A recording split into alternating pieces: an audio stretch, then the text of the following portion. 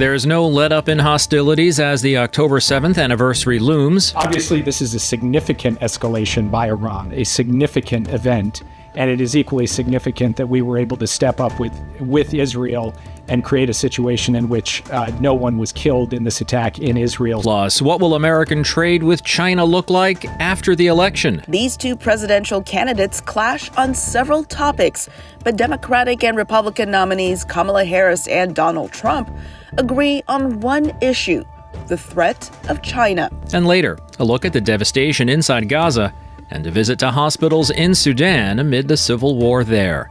Today is Friday, October 4th, and this is VOA's Flashpoint.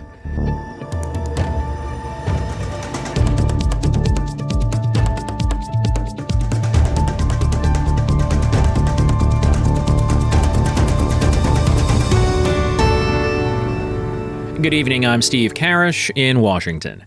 In the latest from the Middle East, Reuters is reporting that U.S. and British airstrikes were launched against several parts of Yemen, including its capital Sana'a and the Hodeidah airport. This according to Houthi-controlled media and corroborated by some residents there on Friday. Iran-aligned Houthi militants have launched attacks on international shipping near Yemen since last November in solidarity with Palestinians in Israel's war with Hamas. Meanwhile, in a rare appearance at Friday prayers, Iran's supreme leader Ayatollah Ali Khamenei said the country and its regional proxies will not back down from Israel. He spoke just hours after an Israeli attack on Beirut thought to have targeted the heir apparent to the slain leader of Tehran-backed Hezbollah. Khamenei addressed a massive crowd outside the Grand Masala Mosque in Tehran. It was his first Friday prayer sermon in more than 4 years, and his first major public appearance since Iran launched a barrage of missiles at Israel on Tuesday. He defended Iran's missile attack on Israel, calling it legal and legitimate.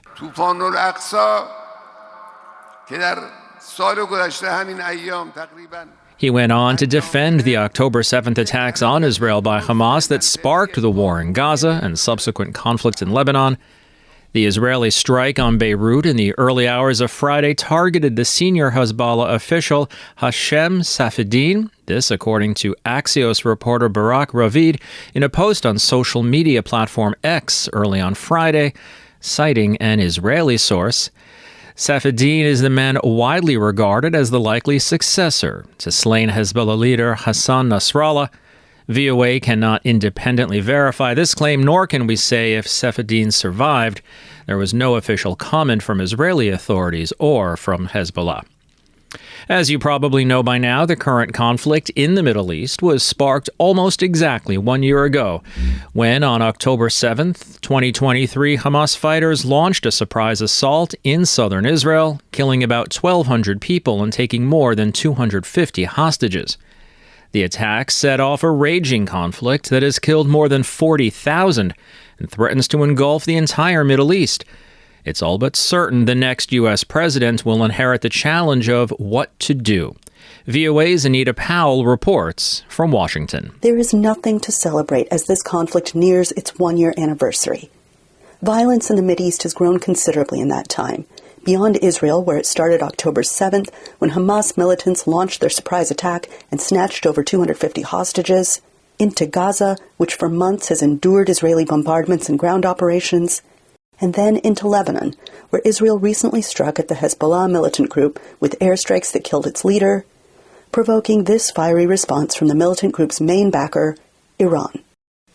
U.S. National Security Advisor Jake Sullivan sought to soothe nerves this week after the latest Iranian attack. Obviously, this is a significant escalation by Iran, a significant event, and it is equally significant that we were able to step up with Israel and create a situation in which no one was killed in this attack in Israel, so far as we know at this time. Analysts say it's not clear how this ends. Gerald Firestein is director of the Arabian Peninsula Program and Distinguished Senior Fellow for Diplomacy at the Middle East Institute. There's no clear indication that either the Israelis or Hamas is looking for an end. They both seem to be able and willing to carry this on for quite some time to come. Diplomatic pressure is intensifying as more than 140 countries recognize Palestine as a state, including Ireland, Norway, and Spain, which did so this year. As this conflict twists and turns, analysts point to reasons the clashes continue. One factor, Israel's effort to wipe out Hamas and Hezbollah, is not unwelcome among some Arab leaders. Stephen Cook is a senior fellow for Middle East and Africa Studies at the Council on Foreign Relations. It's hard for me to believe that the Saudis, the Emiratis, the Bahrainis, and others don't believe that a region without Hezbollah, without Hamas, or a much diminished Hamas, a much diminished Hezbollah, is a better region. At the same time, analysts say the Hamas attack emboldened other Islamist groups like Somalia's al-Shabaab or offshoots of Islamic State groups and al-Qaeda. Farah Pundit is an adjunct senior fellow at the Council on Foreign Relations. What has happened as we look at the trajectory of events that have happened since the brutal and horrific attacks of October 7th is that each one of these groups have utilized the ecosystem for their purposes. What doesn't appear to have changed is President Joe Biden's stance on Israel. The U.S. is Israel's largest backer, both militarily and diplomatically. Under Biden's command, U.S. forces played key roles in helping Israel repel 2 Iranian ballistic missile strikes. Here he is, days after October 7th. We must be crystal clear. We stand with Israel. And this week. Make no mistake, the United States is fully supportive of Israel. As this grim anniversary looms, 2 things are crystal clear. This conflict won't end soon. Biden's term will. Anita Powell, VOA News, Washington. For months, U.S. President Joe Biden has warned Israel against allowing its war with Hamas in Gaza to spread to a wider regional conflict against Hezbollah in Lebanon and against Iran itself. But despite those efforts, that moment may be here. What, if anything, can the Biden administration do to end the fighting? And will the U.S. be pulled into more direct involvement? Bruce Riedel is a non-resident senior fellow with the Brookings Institution Center for Middle East Policy, and he served for more than 30 years with the Central Intelligence Agency. My colleague Lori London spoke with him.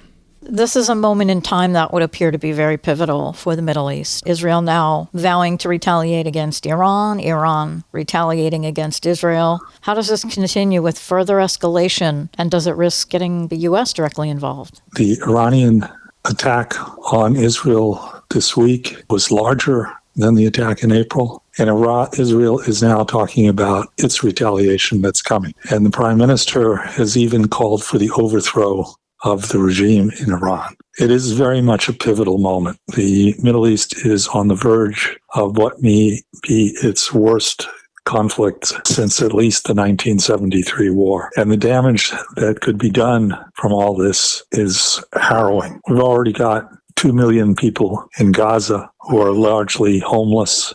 We have 1 million or so Lebanese who have fled their homes. We have tens of thousands of Israelis who fled their homes. It really is a moment which is unlike anything I've seen in following the Middle East over the last 75 years. We urgently need a ceasefire in Gaza as the starting point to de-escalate this crisis. Is there anything the Biden administration can do? It does not seem that Israel is willing to take U.S. considerations seriously. It seems to feel very emboldened right now. It feels very emboldened. The Biden administration has pressed relentlessly for a ceasefire. It's not for lack of effort. They may now need to put some costs to Israel of proceeding without listening to American requests for restraint.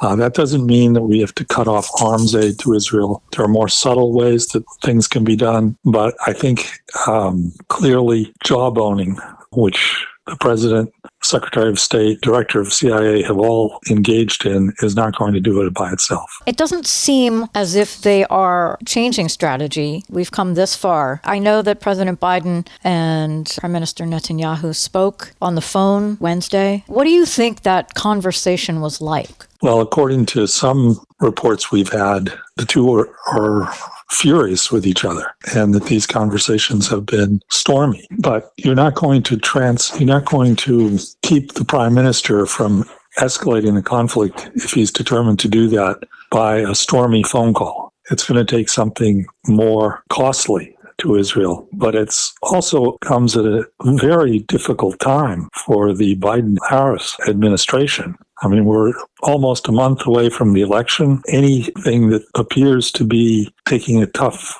posture towards Israel is going to be used by the Republicans against the vice president. In many ways, this couldn't have come at a worse time. That's Laurie London speaking with Bruce Riedel of the Center for Middle East Policy. A year into the war in Gaza, the search for safety and basic necessities has become a daily routine for those whose homes has been destroyed.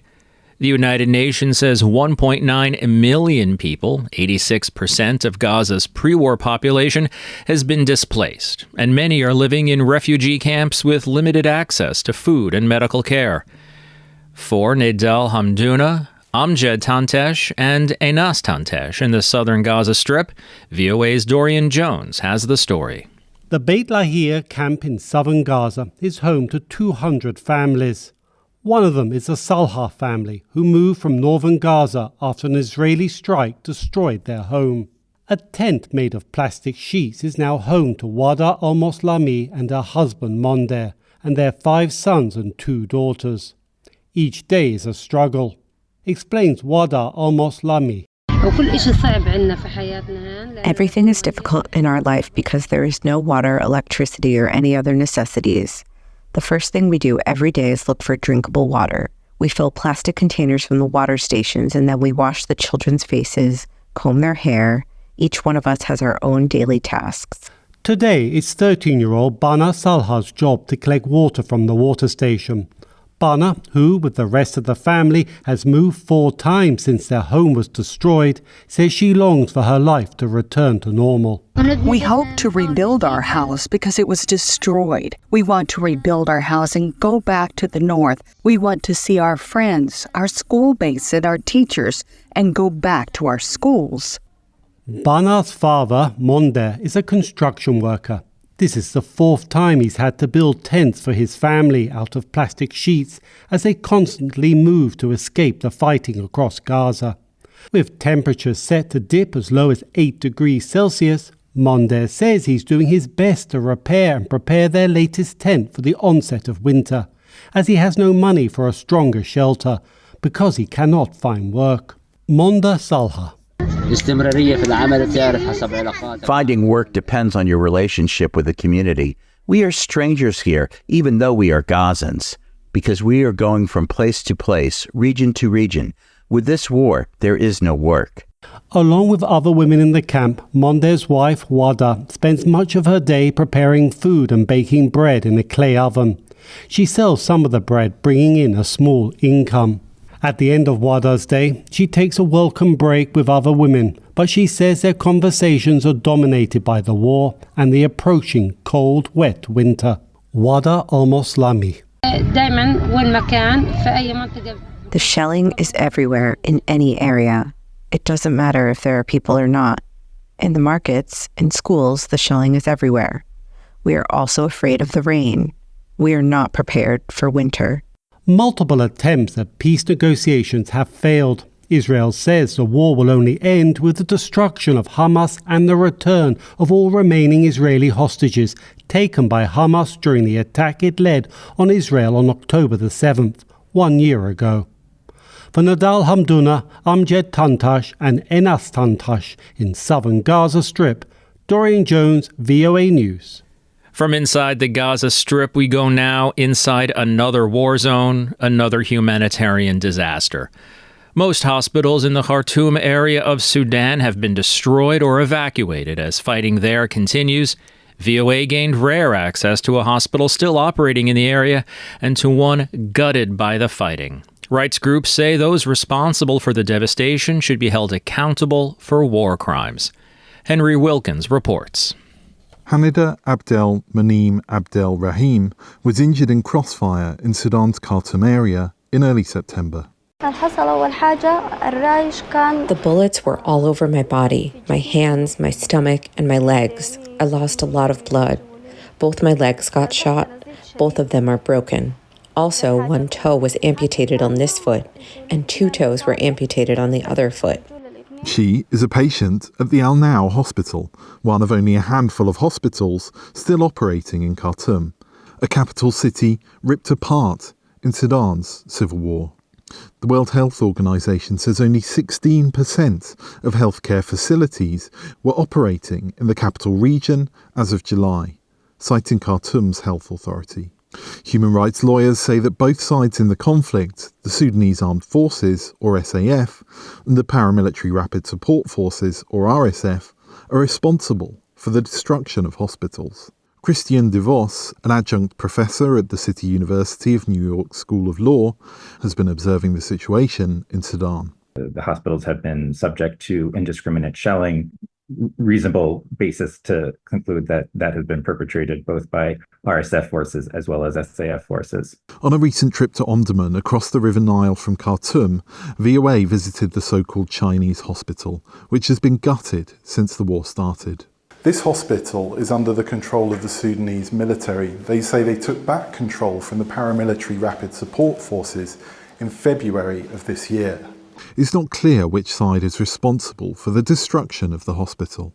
The SAF told VOA that security personnel stationed in the hospital were police and volunteers there to deter thieves. Rights groups say military use of hospitals is banned under international law. The SAF are not the main culprits for illegal occupation of hospitals, however, says Letitia Bader of Human Rights Watch. In terms of the occupation of hospitals, this has been very much more on the RSF side. She said it's indicative of the disregard shown for hospitals in Sudan, which could amount to war crimes. The RSF told VOA in a statement the Rapid Support Forces have not occupied or destroyed any hospitals. These accusations are completely untrue, and blamed the SAF for violations. Henry Wilkins, VOA News, Omdurman, Sudan.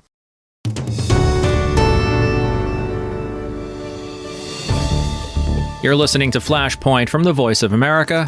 I'm Steve Karish in Washington. A look at how America's trade relationship with China might change depending on who wins the presidential election is coming up. First, though, we go to Kyiv, where residents spent another night being targeted by Russian attacks and where President Zelenskyy is asking for the same kind of help in shooting down Iranian drones and missiles that Israel is receiving. VOA's Kyiv correspondent Anna Chernikova has the details. Late Thursday evening, Russian forces launched a drone attack on Kyiv. City Mayor Vitaly Klitschko reported damage to a residential building. However, no casualties have been reported. The sounds of explosions were heard throughout the city. I heard several explosions and the sound of Ukrainian air defenses from my apartment building. Following that, early on Friday, a fire was reported at an oil depot in the Voronezh region of Russia as a result of a Ukrainian drone attack. This, according to the governor of the region, Alexander Gusev. The Ukrainian General Staff confirmed that the Ukrainian Defense Forces struck the depot. According to the Ukrainian military, at least one of the tanks was hit. Currently, the results of the damage are being clarified. Meanwhile, President of Ukraine Volodymyr Zelenskyy, at a press conference with NATO Secretary General Mark Rutte in Kyiv on Thursday, said that the downing of Iranian missiles in Israel and the downing of Iranian drones and Russian missiles in Ukraine are no different, and that Ukraine expects from its partners discussion on this issue. Zelenskyy has repeatedly called on partners to help Ukraine defeat Russian drones and missiles, especially those targeting regions next to the NATO states border and in airspace of the NATO countries. He stated that NATO member states need more determination in this matter, but admitted that there is currently no such agreement. Pentagon spokeswoman Sabrina Singh said at a briefing on October 3rd that the U.S. Department of Defense opposes NATO shooting down Russian drones and missiles over Ukraine in order not to be drawn into the war. She emphasized that Joe Biden undertook not to send U.S. troops to Ukraine, but to support Ukraine in its efforts to return its sovereign territory. In his evening address, Zelenskyy noted that before winter, one of the most important issues for Ukraine is air defense. He previously emphasized that Russia will continue its attacks on Ukrainian energy facilities to complicate the energy situation in Ukraine as cold weather approaches. Anna Chernikova, VOA News, Kyiv. The United States policy on China has been mostly consistent from the administration of Donald Trump to the White House of Joe Biden, with both presidents viewing China as America's biggest competitor. But in the race for the next president, Kamala Harris and Donald Trump have slightly different approaches towards the global superpower. VOA's Elizabeth Lee explains. We strengthen, not abdicate, our global leadership. If a tragedy happens and we don't win, there will be zero car jobs. These two presidential candidates clash on several topics, but Democratic and Republican nominees Kamala Harris and Donald Trump agree on one issue: the threat of China. Robert O'Brien served as national security advisor during the Trump administration. I think that the threat that we face from China is far more serious than we faced against the Soviet Union in the Cold War. O'Brien says the U.S. should deal with China through a show of strength. It's not just military strength. It's economic strength. It's diplomatic strength. It's soft power and cultural strength. That is what scares our adversaries. On economics, both the Trump and Biden administrations have used tariffs to counter what they describe as China dumping cheap products abroad, making competition tough for U.S. businesses. Here's Republican presidential nominee Donald Trump at a campaign rally in Michigan. China is going to take over all of your business because of the electric car and because they have the material we don't. Trump is proposing tariffs of up to 60% on Chinese imports. Harris has also acknowledged U.S. China competition. I will make sure that we lead the world into the future on space and artificial intelligence, that America, not China, wins the competition. Jeremy Suri is a history and public affairs professor at University of Texas at Austin. She has supported some of the restrictions on trade that the Biden administration has supported as well, but she is certainly not a big tariff person. Analysts say Trump is more transactional. Probably my first call, I'm going to call up President Xi. I'm going to say, you have to honor the deal you made. We made a deal. You'd buy $50 billion worth of American farm product, and I guarantee you he will buy it. In the area of foreign policy, O'Brien says it's important to build alliances with like-minded countries. There was a time when America could shoulder the burden alone. We can't do it anymore alone. One expert says Trump has broken away from the traditional Republican foreign policy of establishing strong alliances. University of Houston senior research fellow Richard Murray. Trump is just viscerally not much into alliances and much more into what's in it for us. With election rhetoric ramping up over Chinese competition and security threats, some Americans fear the real losers may be Asian Americans and Chinese people living in the U.S., says Stephen Pei, who immigrated to the U.S. from Taiwan and works as a university professor. They consider U.S. is facing a threat, the whole society threat from China. Then it takes the whole society threat response to deal with the threat. With Trump's tough talk, some Asian Americans worry about increased anti-Chinese sentiment if he is elected. But Asian American Republicans say they hope Trump, being a businessman, can make a deal with China that will benefit everyone in America. Elizabeth Lee, VOA News, Washington. And that's going to wrap up today's show. And on a programming note, there's going to be some changes to VOA's schedule next week. And as a result, this is the final episode of Flashpoint. It's been an absolute honor and privilege bringing you the news every day. I want to thank you all for listening. As always, there is more VOA coverage 24 hours a day on the website, voanews.com, and across our social media platforms. On behalf of Steve Miller, Lori London, and myself, and everyone here at VOA, I want to say thanks for listening, and until we meet again, I'm Steve Karish.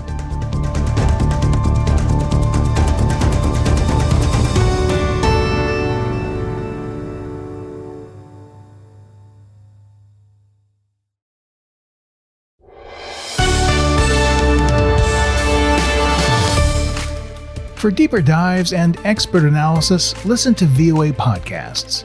Issues in the News explores the biggest stories every weekend, while International Edition keeps you informed every weekday.